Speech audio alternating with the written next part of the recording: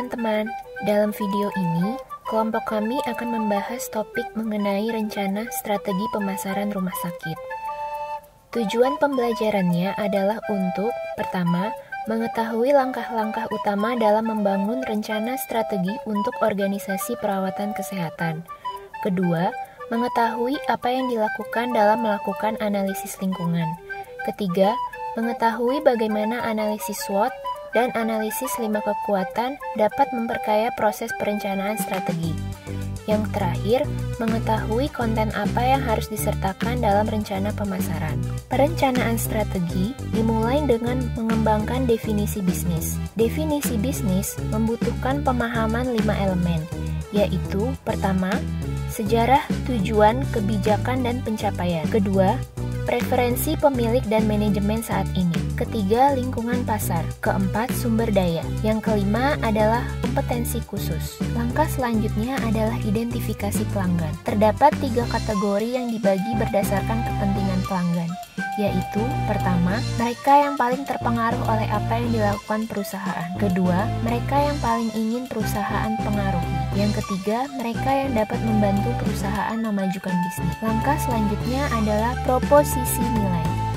Bagi sebagian besar bisnis, nilai didefinisikan sebagai produk atau layanan terbaik yang dapat diperoleh seseorang dengan harga tertentu, atau untuk produk atau layanan yang diinginkan, dengan harga terendah yang dapat diperolehnya.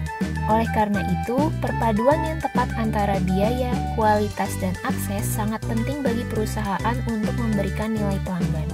Keputusan campuran itu kemudian harus tercermin dalam pernyataan misi.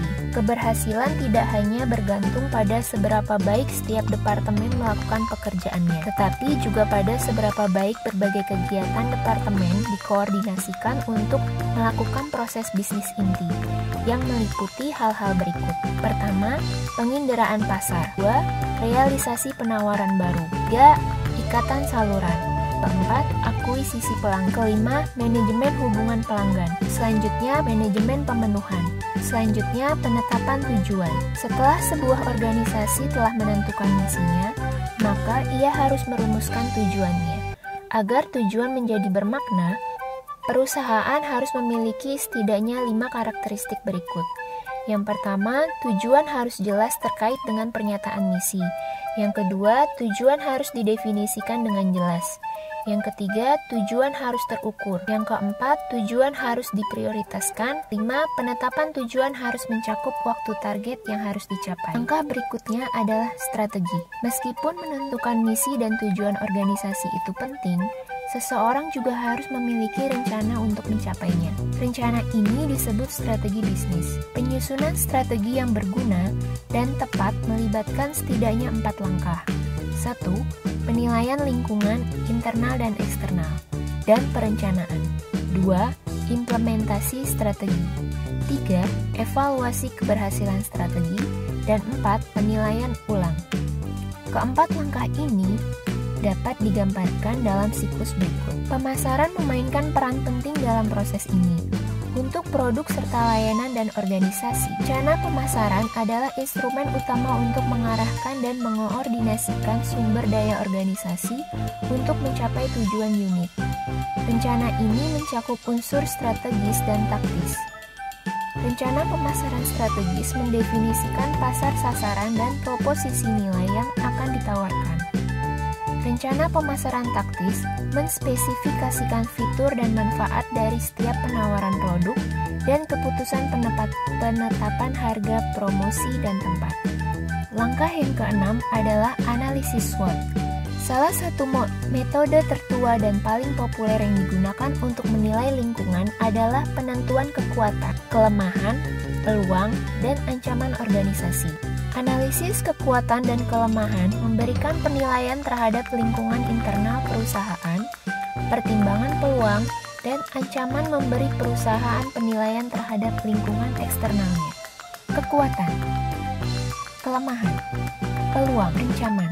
Di sisi lain, analisis SWOT tidak menawarkan pendekatan untuk implementasi strategis. Oleh karena itu, analisis SWOT harus dilengkapi dengan analisis 5 kekuatan. Analisis 5 kekuatan. Metode ini memiliki 5 5 keunggulan dibandingkan penilaian SWOT. Pertama, dalam memberikan pemahaman tentang lingkungan kompetitif, ini adalah pendekatan strategi yang lebih sistematis dan komprehensif daripada analisis SWOT. Kedua, dapat digunakan dalam berbagai pengaturan, apakah itu perusahaan manufaktur atau jasa, organik nirlaba, atau non-profit. Ketiga, dengan memberikan analisis pengaruh masing-masing kekuatan pada keuntungan industri, itu memberikan penilaian profitabilitas industri secara keseluruhan. Keempat, analisis ini mengidentifikasi peluang untuk sukses dan ancaman untuk sukses. Akhirnya, tidak seperti pendekatan SWOT, pendekatan ini membantu menghasilkan pilihan-pilihan strategis. Kelima kekuatan tersebut terdiri dari 1. Persaingan internal, 2. Ancaman pendatang baru, 3. Ancaman produk pengganti, 4. Kekuatan pembeli, 5. Kekuatan pemasok. Langkah selanjutnya adalah strategi pemasaran. Terdapat 3 pendekatan yang dapat dilakukan dalam strategi pemasaran, di antaranya 1. Mengubah kekuatan, 2. Segmentasi, ketiga, positioning. Langkah selanjutnya adalah perencanaan pemasaran. Rencana pemasaran menjadi lebih berorientasi pada pelanggan dan pesaing, lebih beralasan, dan lebih realistis daripada sebelumnya. Rencana menarik masukan dari semua fungsi perusahaan yang dikembangkan oleh tim. Langkah terakhir adalah komposisi dan isi rencana pemasaran.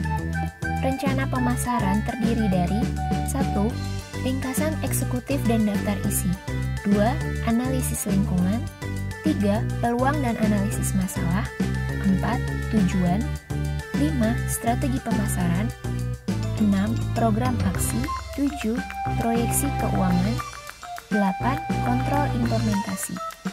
Demikian materi yang kelompok kami dapat sampaikan. Semoga bermanfaat. Terima kasih.